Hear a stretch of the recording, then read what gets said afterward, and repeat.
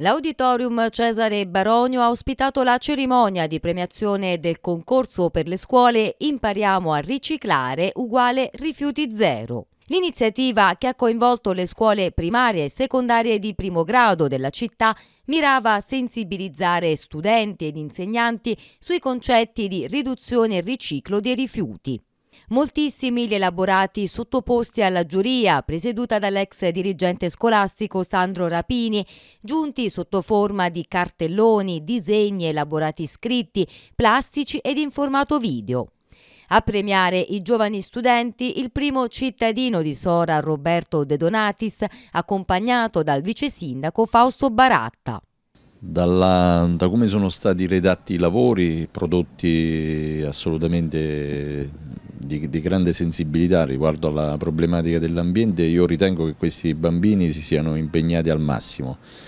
Credo anche che sia un merito dei propri insegnanti quello di avergli trasmesso questa sensibilità.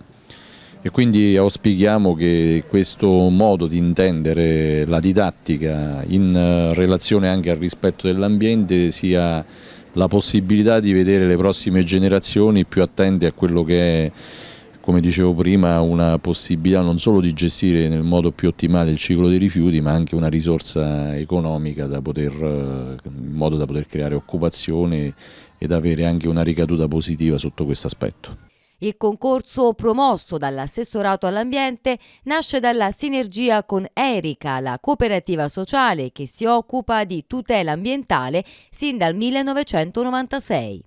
Avevamo lasciato libertà sull'utilizzo del supporto, quindi ci interessava un aspetto narrativo, quindi abbiamo avuto davvero sono stati ideati dei personaggi, c'è Poppi il Pomodoro, oppure ci sono stati Gino il Riciclino o un granchietto molto sensibile all'abbandono di rifiuti nel mare.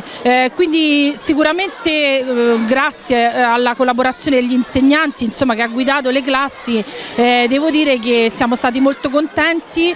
La commissione è stata molto in difficoltà, quindi infatti ci sarà un ex equo, una menzione speciale, perché volevamo davvero premiare tutti. L'educazione al riciclo e alla raccolta differenziata è tra le tematiche più trattate dai docenti nel corso dell'anno scolastico, affinché le buone pratiche per il rispetto dell'ambiente vengano apprese sin da giovanissimi. È uno dei temi che ci sta più a cuore, non a caso in questi giorni c'è stata la celebrazione della festa degli alberi e in tale circostanza, nell'ambito del progetto di educazione ambientale, abbiamo voluto lanciare un monito attentivo verso le problematiche emergenti della salute ambientale.